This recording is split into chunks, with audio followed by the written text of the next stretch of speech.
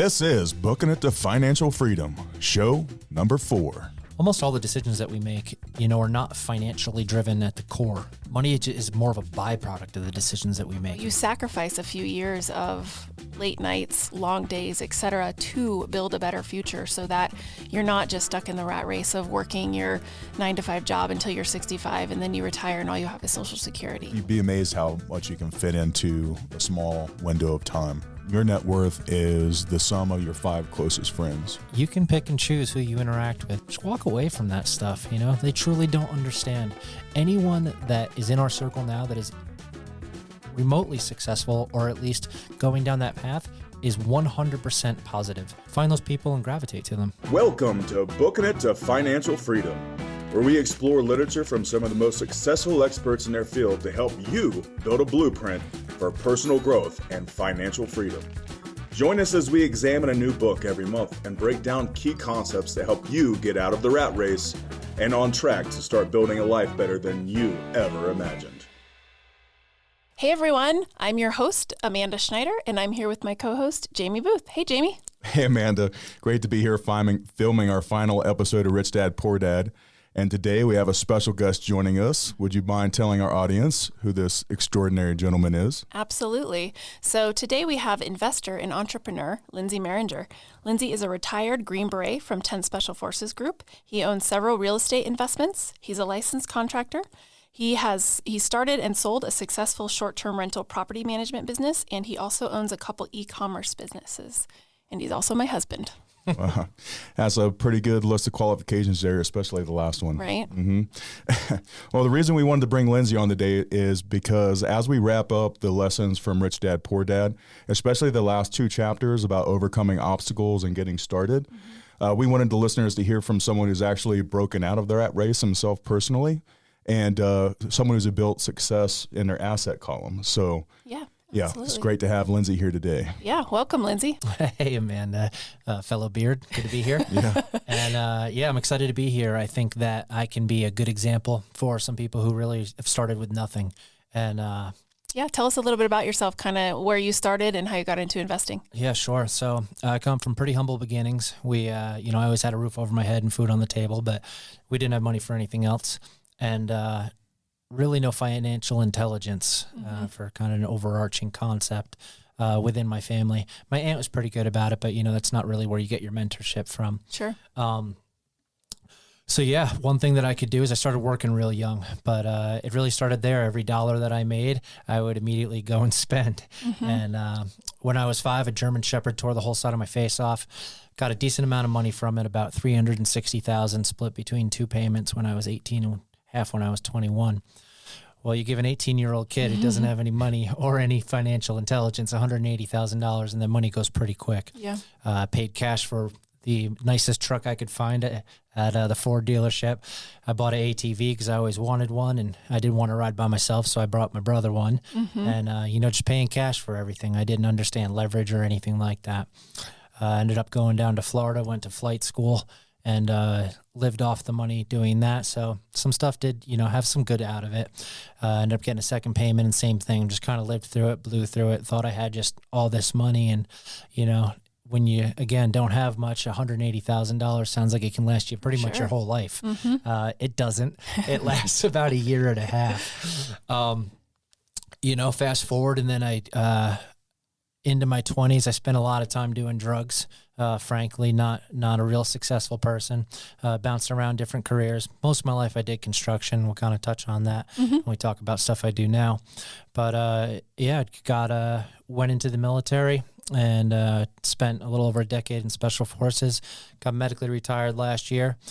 And in 2016, I met this smoke show of a woman at a local CrossFit gym who happens to be sitting across from me at a table. You met in 2015. 2015, sure. We got married in 2016. Yeah, it all kind of blends together. Yeah. Yeah, I know other guys out there. We don't know our anniversaries. Okay. So.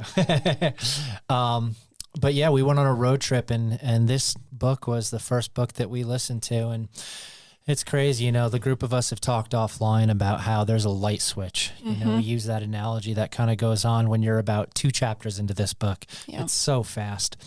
And we went from this book and then listened to about 30 Bigger Pockets episodes.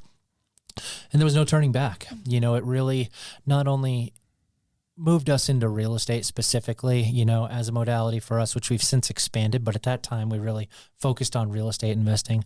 But overarchingly, we shifted our mindset from this book. And since then, you know, just seeing what that book did, we've done nothing but, you know, grow ourselves. Now we have the e-commerce businesses that we're working on. I have a construction company that we just use for our own renovations. I don't do anything for clients, but we have 8 long-term rentals and 5 short-term rentals that are all very successful. I built with our best friends and business partners, the Weisses, a fairly large, successful short-term rental management company. Funny enough, I absolutely hated it. So I sold my part of that over to Max last year, and they still manage our properties because they do such an amazing job. But really growing. Yeah. And that's, you know, kind of come from humble to where we're at now. And now I'm doing a podcast. Yeah. I like what you said. And I think it resonates with all of us. When that light switch turns on, when you start down this path, down the rabbit hole, once the light switch turns on, you can't turn it off. 100%. Absolutely. Something I like too is we had touched on this in one of the other podcasts is you ended up selling your part of the short-term rental company because it was a job and not a business. And so you and I are really concentrating on building our asset column, something that we can walk away from or, you know, go on vacation for several weeks and not have to worry about it. And this job, or, I mean, you were an owner in the company, but it wasn't allowing you to do that. So it wasn't an asset. It was taking up your time. Yeah, which is almost an understatement. I mean, we were pushing 90-hour weeks, and I mean, hell, you were involved in a lot of it too, as we were standing up cleaning companies under it and things of that nature. And sure, we were making money and the business was growing a lot, you know, so there could have been a great end state, but it was absolutely not passive, which is something that we're really trying to grow for in any investment modality that we do. Yeah, that falls exactly in line with what Kiyosaki teaches in the book is like, if you start a business and it sucks up all of your time, it just becomes a job. Yes. It's not an asset column list at that point. Exactly. And I think you kind of touched on it, but would you say your kind of aha moment to your path of financial freedom was that road trip that we took, or were there other kind of times throughout this process that you were like, okay, this is what I need to do to achieve financial freedom? Yeah, no doubt that listening to this book, I mean, you remember the excitement that we had. It was truly incredible. But I would say that the reinforcement of getting our first property, you know, we're fortunate that I was active duty and you're a veteran. So we had, you know, 4 VA loans to use, or, you know, ultimately 5. That's probably a separate podcast of how to use that. But if you need an expert in the VA loan, then Amanda's your realtor. But yeah, just showing that we could get into a house for low to no money down and seeing some of the returns as we turned it into our first investment, and just reinforcing some of the principles in the book, and then growing our network to see what other people were doing. And so, you know, sure, the first one is probably listening to this book, but man, have I had so many aha moments all the way up to our most recent CPA conversation. My mind exploded again, and I'm 7 years into being a successful active investor. It's crazy. Do you want to tell our listeners a little bit about the CPA that we're working with, just so, you know, because it kind of ties to Rich Dad, Poor Dad and what they offer? Yeah, 100%. So funny enough, kind of the world full circle. Tom Wheelwright, you're going to see, I mean, the whole purpose of the podcast is books, but Amanda and I really do devour knowledge. There's a book called Tax-Free Wealth. It's from Rich Dad Advisors, Tom Wheelwright. Tom Wheelwright is the CPA for Robert Kiyosaki. Tom Wheelwright's company, Wealthability, is a firm that we since have moved over to. We have had a wonderful relationship with a great local CPA. But with where we're trying to go and kind of expand, we felt that it was most advantageous to us to move to a larger firm. And why not be part of a company that was part of one of the most formative books and successful networks that we found? And sure enough, by meeting 2, he was blowing our mind with other investments and tax savings and things that we had not only never thought of, but never heard from anyone in our network. So it's been kind of crazy. And we're really excited about where this year is going to go. Absolutely. Yeah. If I'll link Wealthability in the show notes, but if anyone is to that point where they're looking for maybe some other, you know, assets to invest in, or just some ideas, or they need kind of a CPA that's also a financial advisor, we definitely recommend these people, or a wealth advisor, I should really say, because they really look at your whole portfolio in addition to asset planning. So. It's completely a holistic approach as opposed to just looking at specific tax savings, and you're able to tax into a different financial group within their network. They're doing they're doing taxes and wealth planning for people in 7 figures. And so we're able to get a little bit of that bleed off, which is really exciting. Yeah, absolutely. I think one of the key points there too is from your experience with your CPAs, because I know more of the backstory as far as where you guys have gone. But I think Kiyosaki talks in the book about how, you save money by paying for good CPAs as opposed to paying the tax man, right?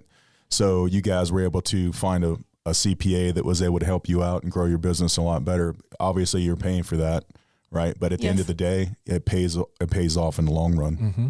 Yeah, and like you said, that's one of the points he makes, and one of the discussion points we actually had here is a lot of people are willing to spend a lot of money on their liabilities. An example he gives in the book is, we all go out to eat and we always tip 15 to 20%. That's what we think we should do, but yet we are stingy when it comes to investing money in people that can help us advise with their assets, whether it be a real estate agent to list your house, or a CPA, or a stockbroker, that kind of stuff. So that's where the money really matters. Yeah, and it really ties to just, as you're building that knowledge base, in Special Forces, we make a pretty good living. We have a lot of professional pays and extra pays that conventional units don't get, and also we deploy constantly. So I would come back from deployments and I would just fly myself to the Virgin Islands, or, go to Vegas, or front row to a concert, or I would just go to bars and just, spend hundreds of dollars on a bar tab. So, once we started building our investment company and just really mirroring that or matching that with the knowledge base, our ability to apply what wasn't a significant amount of money, frankly, to stuff that has just exponentially grown. It's funny how I look at where we're at now, and we're successful, but there's so much larger that we can do. Right. But a lot of our initial investment into things was fairly low barriers at entry, especially if you have that VA loan. It's just such a game changer. Agreed. Yeah. So in the book, Robert talks a lot about overcoming fear.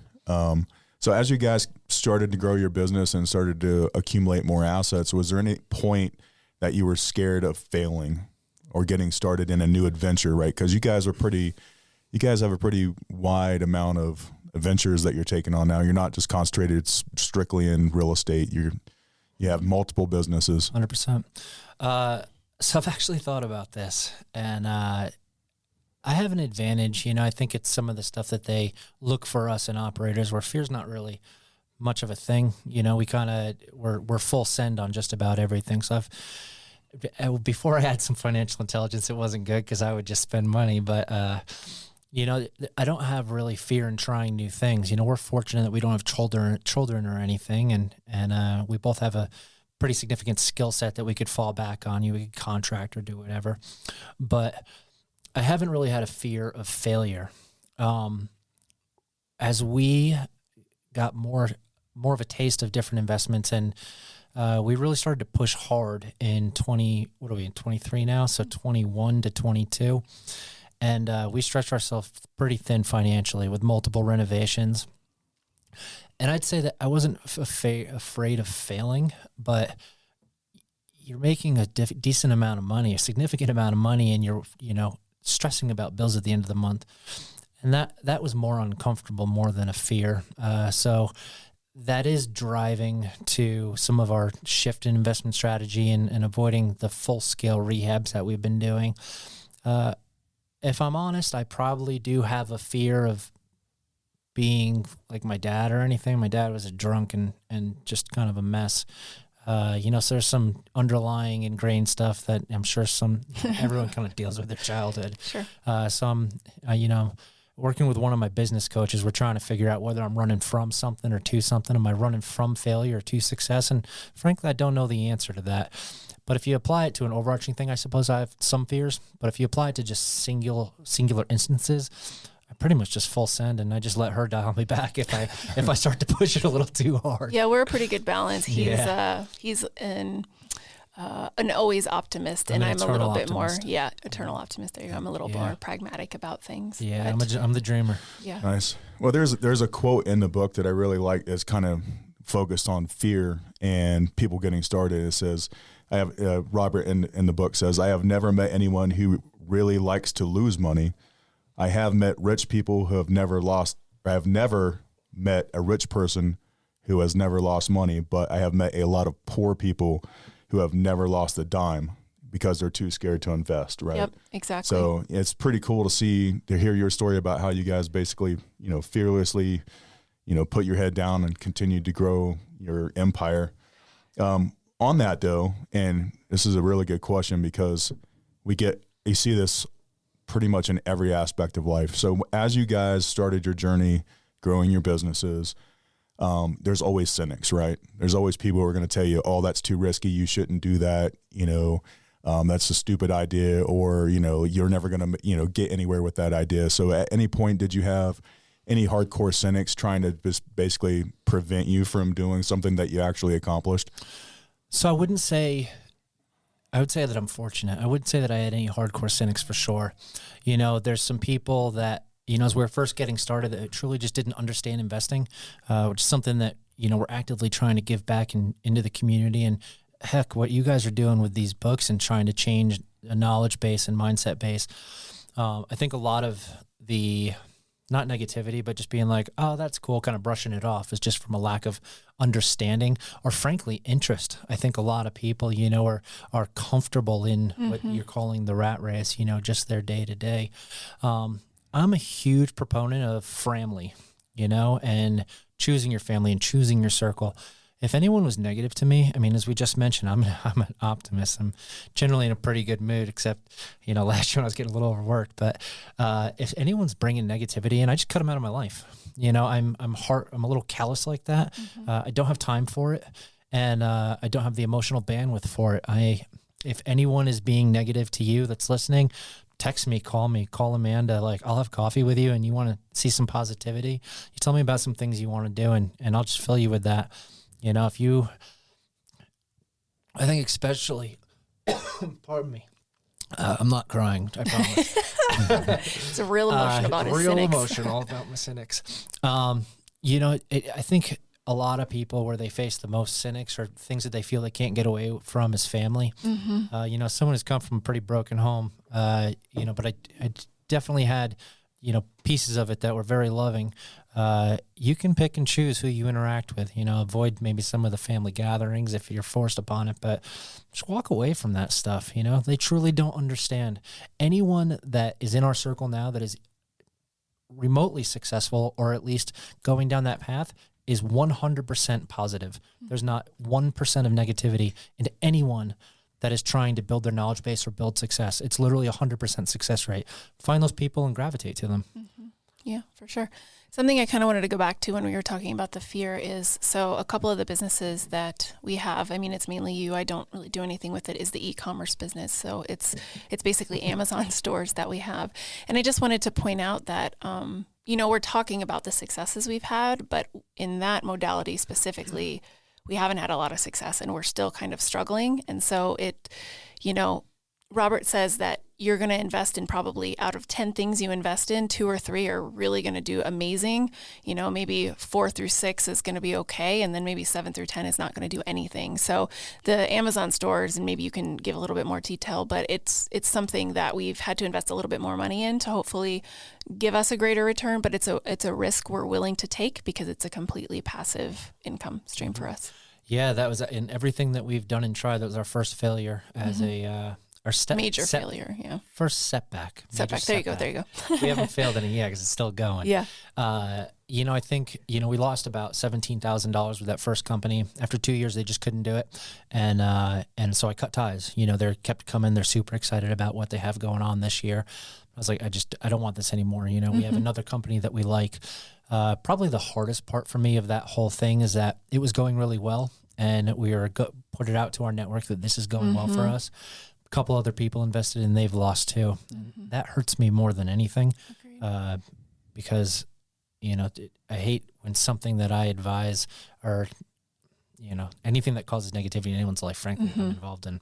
But yeah, we're trying a new model with it. And we just invested another $40,000 in inventory. We did get a guarantee on inventory this time to protect ourselves a little bit, but we just got our first 10 products added to that store, and we're going to get proof of concept with that one. and kind of ramp up from there. But again, the optimist in me, it's a little, I guess we tie back to the fear aspect is throwing $40,000 at a modality that I just lost 17 at. Am I throwing good money at bad? But it is different, in terms of the specificity to how they're doing it. This is fulfillment by Amazon as opposed to by merchant. It's a little different. But yeah, we're hopeful. Mm-hmm. Yeah. And I just wanted to point out that, again, I mean, if you truly want to become wealthy, there's times that you're going to have to take risks, and it's not always going to work out. But the most important thing is that, in the end, you're still continuing to add towards that wealth. Yeah, I mean, and not to a rabbit hole, but remember when I was in Ukraine, deployed, and I taught myself day trading. Yeah. So apparently I've had 2 failures, because that was fairly significant. Yeah. And what's funny is between that and how the stock market worked in COVID, I firmly don't believe in the stock market anymore. It's just a personal thing. Everyone's going to be different, but I withdrew everything I had out of the stock market and have invested it in and the other modalities that we're doing that I just believe in more. Yeah, absolutely. Okay, well, let's shift a little bit. As your wife, obviously, I know how busy you are. I know you have a lot of things going on. And so even, I see how you spend your day, and I still don't know how you seem to make more hours in the day than there are. So how, when you're kind of coordinating all these different businesses, especially when you were a W-2 employee, when you were in the military, how did you kind of prioritize the things you needed to get done to go to your W-2 job, but also research and invest in all these assets? I guess it's the adage, the hardest worker in the room. Mm-hmm. It's something since, I guess, maybe just the way I grew up and kind of some of the struggle and different things that I've faced through life is I've always had to overwork them or outwork them. And even where I come from, it's different than it even is here. People in the Northeast, at least out where I was on Long Island, like they work. Maybe that small town aspect, but this is truly some of the hardest workers I've ever met. Mm-hmm. And it's almost ingrained in us. And I try to say prioritization, but you remember is something I struggle with is that I think that everything is a priority and everything's a fire. So I bounce around a lot. But honestly, a lot of it is just long days. Mm-hmm. It's just sacrifice. We don't go out, occasionally we'll go out for a nice dinner or, meet up with friends, but we just sacrifice a lot of our free time stuff. One thing that we don't sacrifice is traveling, because that is our everything, but mm-hmm. we load up, 12, 15-hour days and we go to bed early and we get up at 5:30 and we start working. Mm-hmm. We get in the gym and there's enough hours in the day, just don't play video games. I hate video games. That's a complete waste of time. Find something a little bit more useful than that. When I'm driving, I listen to books. I very rarely listen to music. When I'm walking with the dog or hiking, I have headphones in and I'm listening to books and I'm figuring out knowledge, or I'm on a phone call. And the amount of, you can fit like a day and a half into a day if you really use technology properly. Mm-hmm. That's probably, especially as you guys get into these books and people digesting this and growing it is, times that, sure, music is amazing. I love concerts, but for my priorities right now is I want to devour podcasts and knowledge, and I do that. And go ahead, Jamie. I was going to say, I think it's funny that you bring up priorities of work. I think about that quite often. That's one of those things, especially SAWs in the infantry, special forces. One of the things they really hammer into your head as far as operations go is priorities of work, right? So you get into your patrol base, priorities of work, cleaning your weapon, all that stuff, food and sleep is always last. It's just funny though, if you can approach your day that way, like what is my most important task right now? What do I have to do? What's the fire to put out, like you said? And also, guarding your time and using your time wisely. Exactly like you said, I do the same thing. I know Amanda does the same thing.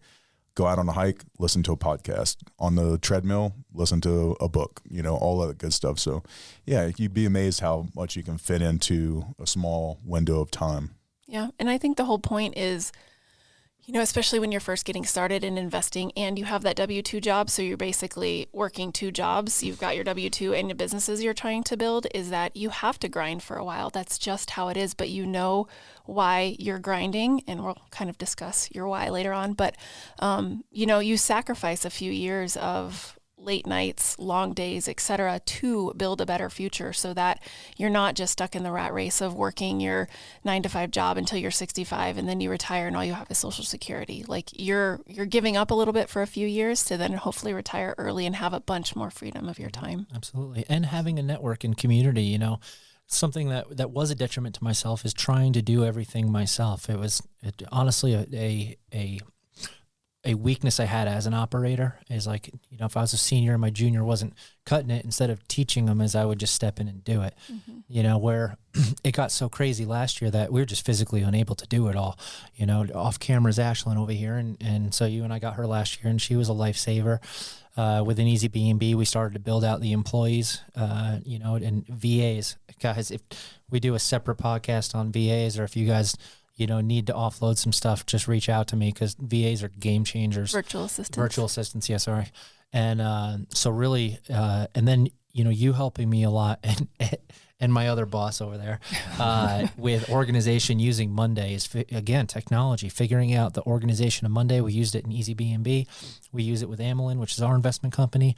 And I still struggle going in and out of that thing, but, you know, that made probably a 30% difference in just my day allocation. And I also had a notebook that I could cross-reference across that. So I get up, you know, in those last year, I got up even a little earlier, you know, or get up at 5:30 and just sit down at the computer, look at what my day looks like, prepare for fires, and have that little bit of organization. Yeah, working smarter, not harder, and making sure that as you're developing your business, you're also developing and documenting the processes that go along with it so that you don't have to continually remember how you did something. Now, something that you do regularly is on automatic, basically. Yeah, and I feel like we run at like a 60% success rate, and you see what we're getting from, you know, every day I'm like, dang it, like, I didn't do that again, or I messed that up again, or this was inefficient, or like, this is the 70th time I've told myself, don't do this again. And it just keeps happening, but we just try to get a little better each time. And I just think that's important for people to know is, you know, people look at, you know, some success that we've had, and that success is truly, I think, with like a 50-60% success rate. You know, we struggle with a lot of things, but we're constantly committed to betterment of our processes and growing. Yeah, absolutely. So I kind of alluded to this already, but again, when you're, especially in those first formative years, when you're really pushing yourself, you have to have a why identified of why you're pushing yourself. So can you kind of tell us what your why is? Yeah, it's my dog. I really want the best life possible for my dog. Happy wife, happy life's probably second. And, you know, but no, in all seriousness, for mine, it's something I continually work on. But it's really dialed down to freedom of time and freedom of choice. I still use the two as opposed to one because I haven't quite decided. A coach that I have has me try to dial in a thought process of dialing everything down to a singular point. So is freedom of time a feeder to freedom of choice? Does freedom of choice give you freedom of time?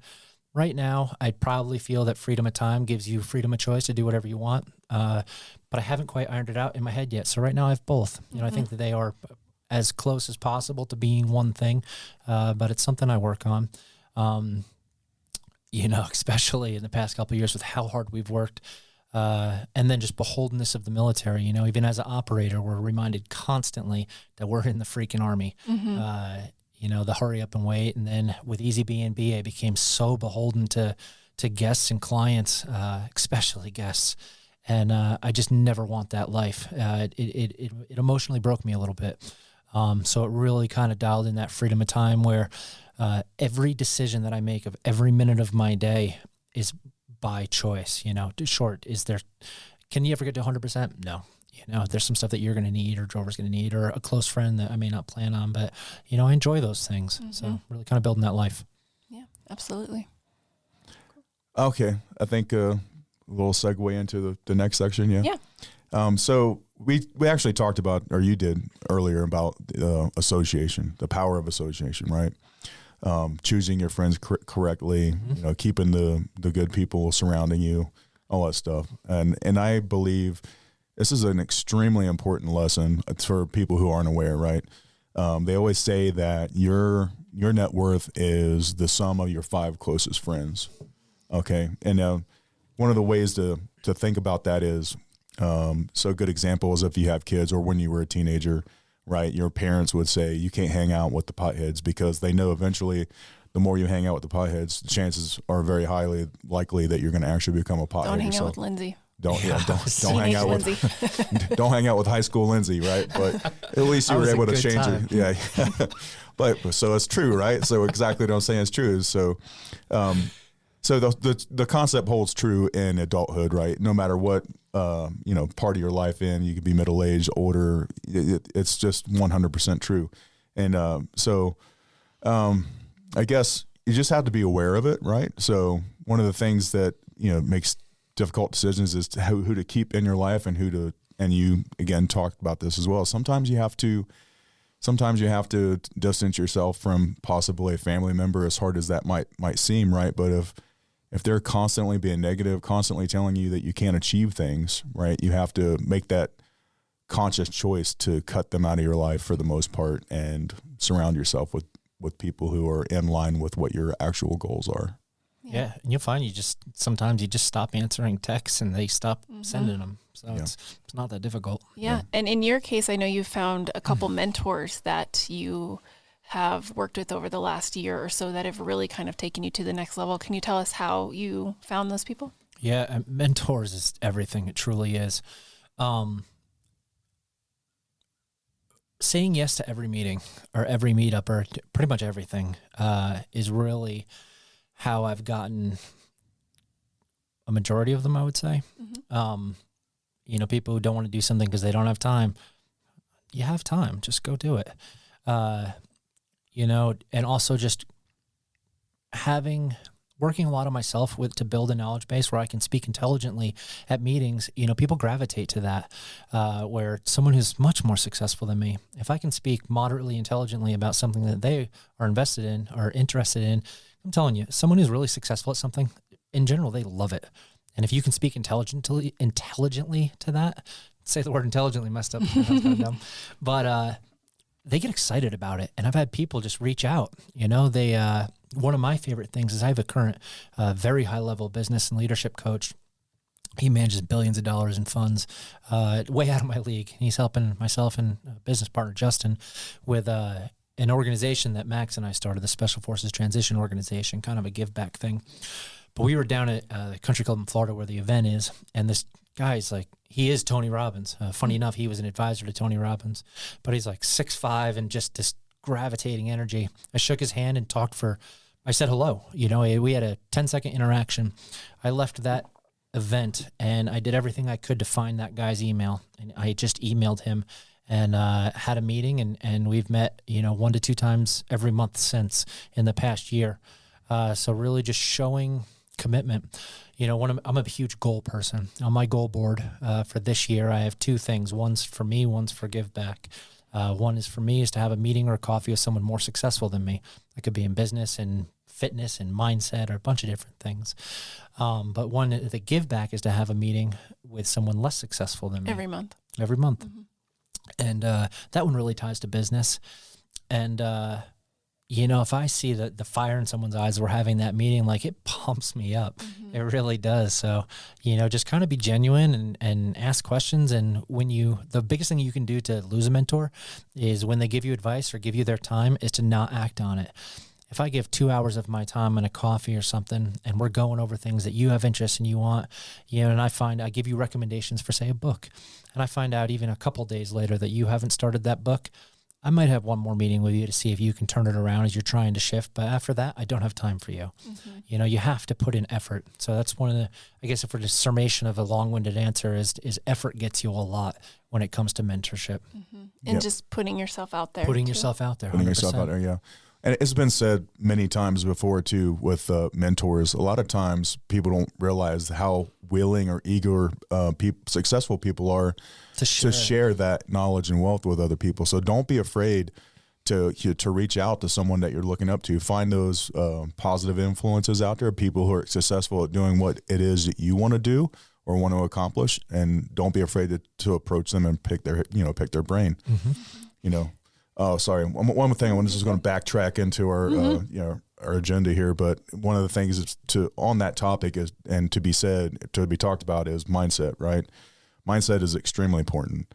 If you have an attitude that you can't accomplish something before you even set out to try it, you're going to fail, right? So to be able to say to yourself, you know, I can do this, you know, all that good stuff. You don't want to say, what's a good example that I'm trying to think of here? So say how you can do something as opposed to how you can't do it, right? So if you want to, if you can't afford, positive power of positive thinking, but if you say, I don't have enough money to accomplish something, you're not going to have enough money. But what you have to do is say to yourself, how do I get the money to achieve this? Yeah. Kind of the same things can be said about the mentor, right? So if you're looking for direction, go out, you seek the guidance that you need and move from there. Yeah. Asking, how can I find a mentor? What things can I do? Do I, find a meetup of something that I'm interested in? Do I, try to expand my circle or ask the people in my circle, finding ways rather than just saying it's impossible for me to find a mentor?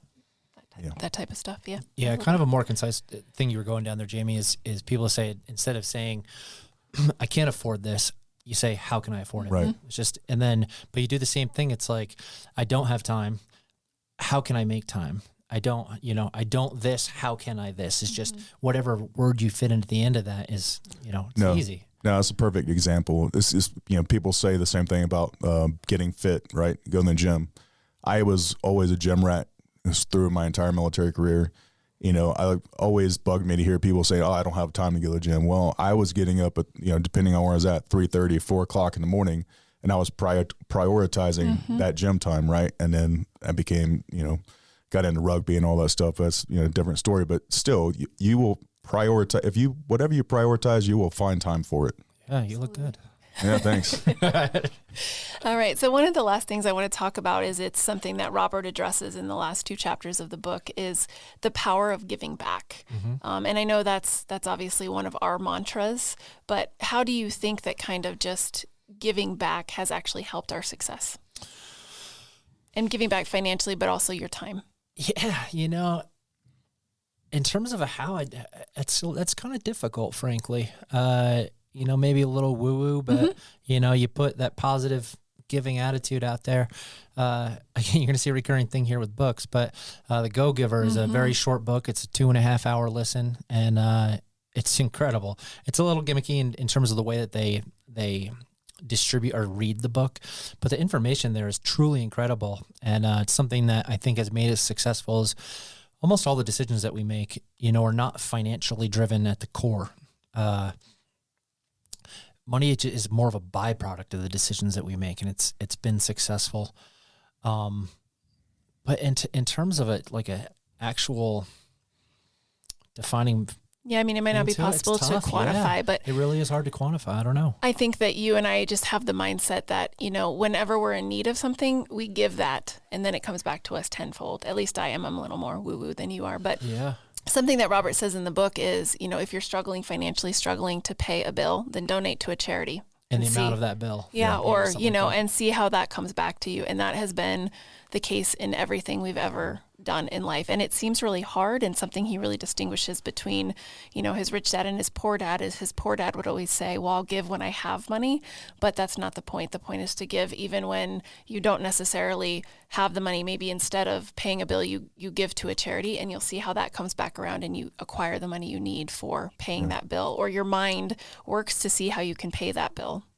Well, sorry. No, just say it's the power of giving has been, it's been mentioned, talked about over and over and over. Kiyosaki talks about it in the book. Tony Robbins, the Bible, right. Give and you shall receive. Tony Robbins really goes real deep into the power of giving and how, like you said, if you want to receive, you give, and then it will reciprocate. Yeah, absolutely. Yeah, I think even more than giving is for us is we just try to be good people, and maybe you can't quantify that, but you'll find that things gravitate to you. And think about even the people that we want to help, Another one of the goals that I have in the Give Back this year is to create passive income for 2 people that don't have it, and you just think about good people. You think about Jamie, you think about Ashlyn, Hoppy, there's just some people that we truly want to give our time and knowledge to help. And it's simply just because they're motivated and they're good people. And sometimes that's enough. Yeah, absolutely. Cool. Well, I'm going to kind of wrap up some actionable steps for the listeners as we end with Rich Dad, Poor Dad. But is there anything else you wanted to add, Lindsey? Yeah, there's, we kind of bounced around a lot around the book. But there's one quote that I love. It's, intelligence solves problems and produces money, and money without financial intelligence is quickly lost. And I think that almost defines a past me and a current me. My ability to lose money was substantial, or just spend money and just a little bit of, I won't even say a little bit. I put a lot of effort into knowledge. I really do. And the rewards that has reaped are so substantial. And even we had a meeting with our CPA yesterday looking at kind of a build out of our next 4 to 10 years. And the scaled aspect of everything that we've been building is truly staggering to see it in an Excel document. I'm really excited for that. Agreed. Yeah. Awesome. So's Drover. Yeah. Drover's our dog. Okay, so in chapter 9 of the book, Robert kind of gives just some action steps, and I think it basically kind of summarizes what he's trying to say throughout this book. So some actionable steps that our listeners can take, even if you aren't quite ready to start investing in any assets, is first of all, stop what you're doing and reassess what's working and what's not. So we've said this in previous episodes. I would recommend starting to keep a budget and seeing where all your money goes, and then also tracking your time and seeing how you're spending your time, just like what we talked about today. There's always time for the important things. You don't have to watch that Netflix series. You don't have to, maybe get up an hour earlier, that type of thing, just to fit in what you're prioritizing. And then make sure you're educating yourself and looking for new ideas. So if you're listening to this podcast, obviously that's one of your first steps, is starting to read these books with us, but just continue to read about things that interest you. And then the next one would be trying to find that circle that's going to help support you in your journey. So it might be a little early in your journey to find a mentor, but starting to go to meetups, places where you can meet people who are like-minded. And then the last one is just don't be afraid to make offers. So this, I think, a little bit more in real estate, but no matter what asset class you're interested in, don't hesitate to start to get your foot in the door. If you're looking in real estate, start to make offers. If it's in the stock market, find a broker, start to do some practice investing, that kind of stuff. So anything you want to add, Jamie? Yeah, actually I do. So on the find a mentor thing, right? My story with you, right? So as I retired from the military, moved back here to Colorado Springs, and you were recommended to me by a friend. And I knew that I wanted to get into real estate. And was still floundering around with how I wanted to do it. So after working with you, buying our house, helping him buy your house, I knew immediately, I saw what you guys were doing as I got to know you a little bit better. And I'm like, I want to be there. And what I do, I chased you down. I set you down with some coffee, right? And then here we are today, a couple years later. It's awesome. So don't be afraid to go out there and approach the people that you want to emulate. Absolutely. Sweet. Well, I think that about wraps it up for Rich Dad, Poor Dad. I think this was a great book to start our journey, our Booking It to Financial Freedom journey. I think it really gives people the right type of mindset and gets them ready for the next book. So do you want to introduce that one, Jamie? Absolutely. So we're at that time of the month where we announce our next one. So our next book is Start With Why by Simon Sinek. The reason why we picked that is obviously we're starting our podcast journey with mindset type books. And we talked about it today in today's episode quite a bit about your big why and why it's important that you have a overarching, just overall driving factor that pushes you towards your goals. If you don't have a huge why, a lot of the things you do probably don't have a lot of meaning to them. But if you have a huge why that drives you towards the direction you want to go, that makes all the difference in the world. So next month we'll start diving into Start With Why and why that is so important as far as moving forward. Absolutely. Yeah. So I think that kind of wraps up this episode. So as always, please, if you're watching this on YouTube, like, share, comment, please provide us feedback. We're always looking for feedback to make the show better. And join us next week as we start on the journey of helping you find your why. Yeah. Thanks for being here, Lindsey. Appreciate it. Thanks.